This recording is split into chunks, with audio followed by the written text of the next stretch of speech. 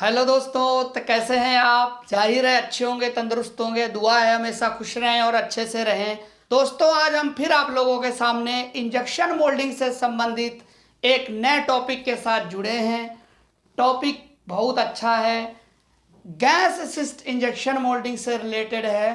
Gas assist injection moulding में sinkage को कैसे रिमूव करते हैं और नॉर्मल इंजेक्शन मोल्डिंग में जो श्रिंकेज होता है उसको कैसे रिमूव करते हैं, ये तो आप जानते होंगे।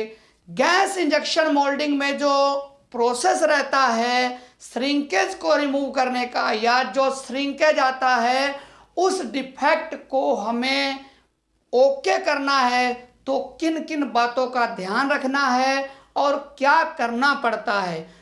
बिल्कुल अपोजिट होता है अदर इंजेक्शन मोल्डिंग में जो श्रिंकेज आता है उसमें जो प्रोसेस होता है, और जो गैस असिस्ट इंजेक्शन मोल्डिंग है इसमें श्रिंकेज के लिए जो प्रोसेस होता है।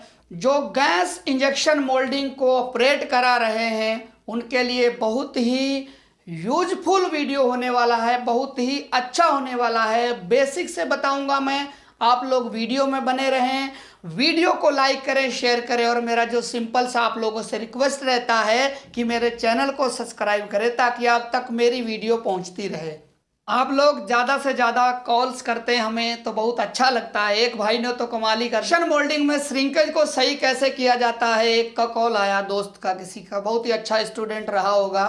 क्योंकि जो ऐसे स्टूडेंट्स होते हैं वो क्लास में या अपने स्कूल में क्लास पे कम ध्यान देते हैं और क्वेश्चन पूछने पे ज़्यादा ध्यान देते हैं। ऐसे बंदे ने मुझसे क्वेश्चन किया कि श्रिंकेज को सर कैसे सही कर सकते हैं, श्रिंकेज आ रही है। मैंने कहा भाई मशीन पे जाओ, मैं बताता हूँ, ये करते रहना, हो सकता है सही हो जाए। अगर मोल्ड में इशू नहीं है तो प्रोसेस से होने वाला होगा तो सही हो जाएगा। तो बोला सर बताओ क्या करना है।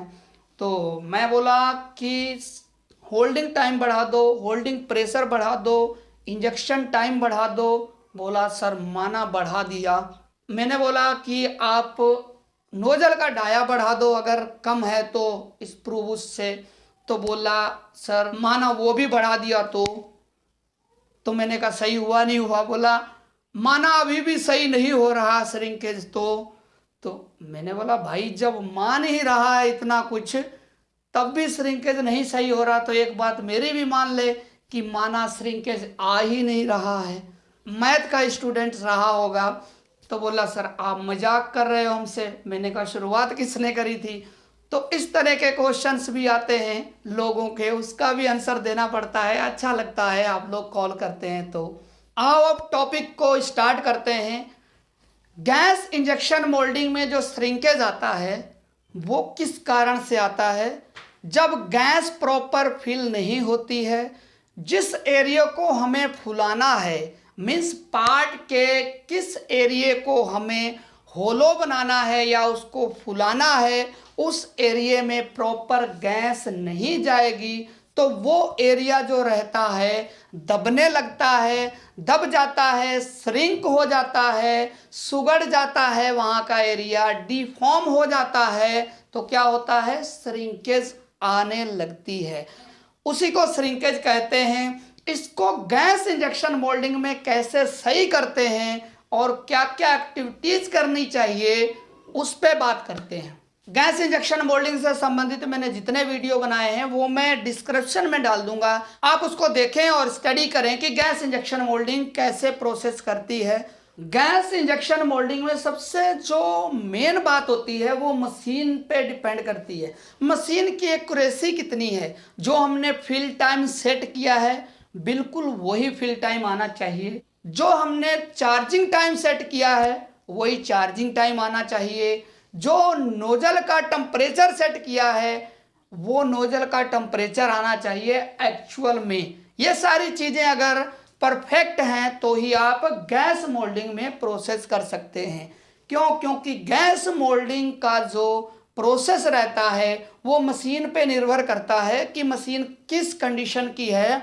मशीन में अगर एक्यूरेसी नहीं है, मशीन में वेरिएशन मिलता है तो गैस आप प्रॉपर फिल नहीं कर पाएंगे। यदि इंजेक्शन टाइम में वेरिएशन हो रहा है तो तो आप डिले टाइम अच्छे से सेट नहीं कर पाएंगे तो भी प्रॉब्लम आएगी।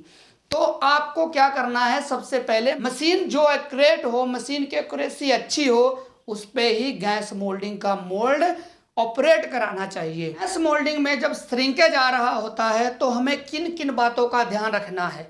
सबसे पहले तो आपको मैनुअल गैस चेक करनी है, प्रॉपर आ रही है गैस पिन में कि नहीं आ रही है। कभी कभी क्या होता है, गैस पिन ब्लॉक हो जाती है, मशीन में जो मटेरियल चल रहा होता है उस मटेरियल की वजह से या गैस में कंटामिनेशन जो रहता है उसकी वजह से गैस पिन ब्लॉक हो जाती है, तो गैस प्रॉपर फिल नहीं होती है। आप प्रेशर बढ़ाते जाते हैं, गैस कंट्रोलर यूनिट में प्रेशर को बढ़ा रहे हैं आप, लेकिन एक्चुअल प्रेशर जो पिन से होके जाना है, गैस की पिन से होके जाना है मोल्ड के अंदर या पार्ट के अंदर जहां से हमें होलो बनाना है, तो वो एरिया में गैस प्रॉपर नहीं जाती है। इसलिए गैस पिन को आपको क्लीन कराना पड़ेगा। गैस पिन खुल सकती है तो खोल के क्लीन कराएं, अदरवाइज हॉट एयर गन से या उसको गर्म करें उस एरिया को, फिर मैनुअल पर्च करें गैस से, तो गैस के जो पिन है वो क्लीन हो जाती है, तो गैस प्रॉपर आने लगती है। दूसरा पॉइंट, गैस कहीं से लीकेज तो नहीं है। एनसीओ से जो मोल्ड के अंदर गैस पाइप लगाए हुए हैं, गैस उनसे लीकेज तो नहीं हो रही है। आप सुन भी सकते हैं, गैस की आवाज़ आती है, यदि लीकेज हो रही होती है तो लीकेज की आवाज़ आएगी, या फिर आप मैनुअल ऑपरेट करा के जहां पर आपने पाइप कसे हैं वहां हाथ लगा के भी देख सकते हैं कि नाइट्रोजन गैस लीकेज तो नहीं है। ये कॉमन कॉन्सेप्ट है, इसको आपको फॉलो करना है। सबसे पहले ये चीज़ें अगर कंट्रोल में हैं तो आप प्रोसेस में कभी भी मात नहीं खा सकते। गैस इंजेक्शन मोल्डिंग में बेसिक चीज़ है, गैस की जो है प्रॉपर फिलिंग वो होना चाहिए। तीसरा पॉइंट ये है, जब मोल्ड मैन्युफैक्चरिंग होती है, गैस पिन की जो डिज़ाइन रहती है वो प्रॉपर होनी चाहिए। यदि गैस पिन की डिजाइन प्रॉपर है तो आपको गैस फिल करने में कोई भी कंसर्न नहीं आएगा। क्यों?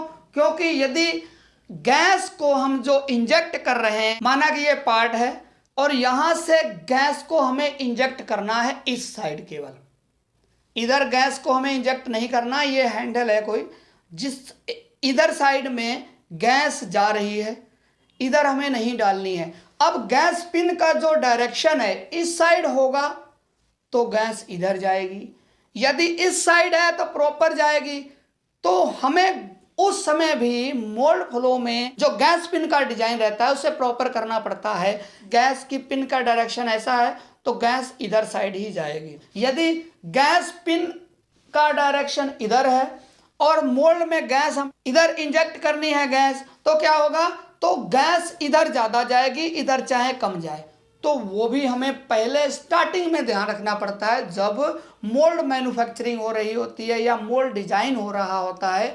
ये तो बड़े लेवल की बात होगी। प्रोसेस में क्या करेंगे उसके लिए बात करते हैं। मोल्ड के सरफेस का जो टेम्परेचर रहता है उसको बहुत ही ध्यानपूर्वक देखना पड़ता है कि मोल्ड के सरफेस का टेम्परेचर कहीं ज़्यादा कहीं कम तो नहीं है। अगर ऐसा है तो उनकी जो कूलिंग लाइन रहती है उसको आप प्रॉपर क्लीन कराएं, और उसमें अगर इनलेट आउटलेट कम है, लूपिंग ज़्यादा है, तो हम क्या करेंगे, इनलेट आउटलेट को बढ़ाएंगे और लूपिंग को कम करेंगे। लूपिंग कम हो जाएगी तो पानी का जो सर्कुलेशन है वो बहुत ज़्यादा होने लगेगा, तो मोल्ड में जो कूलिंग कम हो पा रही है तो वो ज़्यादा कूलिंग होने लगेगी। क्योंकि जो हम गैस इंजेक्ट करते हैं जिस एरिया में, उसकी थिकनेस बहुत ज़्यादा होती है। कई मोल्ड्स ऐसे हैं जिसकी थिकनेस बहुत ज़्यादा होती है, तो हम प्रॉपर गैस को फिल करके वो एरिया होलो नहीं कर पाते हैं, तो वो जगह जहाँ से गैस हम इंजेक्ट कर रहे हैं जगह प्रॉपर कूल नहीं हो पाती है। इसलिए कूलिंग का बहुत ध्यान रखना पड़ता है। अदर भी इंजेक्शन मोल्डिंग्स जो रहती हैं उसमें भी जो मोल्ड कूलिंग है उस पर बहुत ही ध्यान रखना पड़ता है।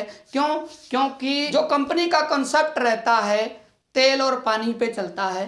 अगर अपनी जॉब लाइफ में किसी को तेल नहीं लगाया तो आप आगे नहीं बढ़ पाएंगे, और मोल्ड में यदि पानी सही नहीं लगाया तो मोल्ड में प्रोसेस सही नहीं कर पाएंगे। तो इसको बहुत ध्यान रखना पड़ेगा आपको।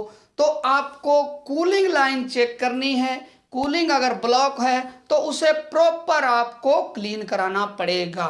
यदि कोल्ड रनर मोल्ड है तो आपको जो स्प्रू बुश का डाया रहता है उससे 0.5 mm कम नोजल का डाया रखना है, ताकि जो मटेरियल फिल हो रहा है वो प्रॉपर हो। नोजल का डाया कम होगा तो कहीं ना कहीं प्रेशर ड्रॉप होगा, स्पीड सही नहीं लगेगी, फिल टाइम में वेरिएशन आएगा, पीक प्रेशर अप हो जाएगा, पीक प्रेशर बढ़ जाएगा। आप जो गैस इंजेक्शन मोल्डिंग में प्रोसेस कर रहे हैं तो होल्डिंग टाइम नहीं लगेगा, होल्डिंग प्रेशर नहीं लगेगा। अगर आप होल्डिंग प्रेशर और होल्डिंग टाइम दे भी रहे हैं तो बहुत ही मिनिमम यानी ना के बराबर आप होल्डिंग दें, ताकि पार्ट में जो पार्ट की थिकनेस है उसको हम इंक्रीज ना करने दें जब हम गैस इजेक्ट कर रहे हैं उस एरिया पे जिसको हमें होलो करना है। तो हमें इस बात का भी ध्यान रखना है, यदि श्रिंकेज आ रहा है गैस मोल्डिंग में तो आपको शॉर्ट साइज नहीं इंक्रीज करना है। शॉर्ट साइज यदि बढ़ाएंगे तो गैस प्रॉपर नहीं फिल हो पाएगी, तो उस एरिया में यदि गैस फिल नहीं हुई तो वहाँ पर थिकनेस ज़्यादा हो जाएगी, होलो होगा नहीं, तो वहाँ श्रिंक आता है। सबसे बेसिक है आपको गैस इंजेक्शन मोल्डिंग में शॉर्ट साइज इंक्रीज इतना नहीं करना है जिससे कि बहुत ही प्रॉब्लम आने लगे श्रिंकेज की। यदि श्रिंकेज आ रहा है, आपने एक बेसिक शॉर्ट साइज सेट किया हुआ है तो उस बेसिक शॉर्ट साइज पर ही काम करें। जब जैसे मान लो अदर इंजेक्शन मोल्डिंग में श्रिंकेज आता है तो आप जाके होल्डिंग बढ़ाएंगे, होल्डिंग टाइम बढ़ाएंगे और शॉर्ट साइज को बढ़ाएंगे, इंजेक्शन टाइम को बढ़ाएंगे।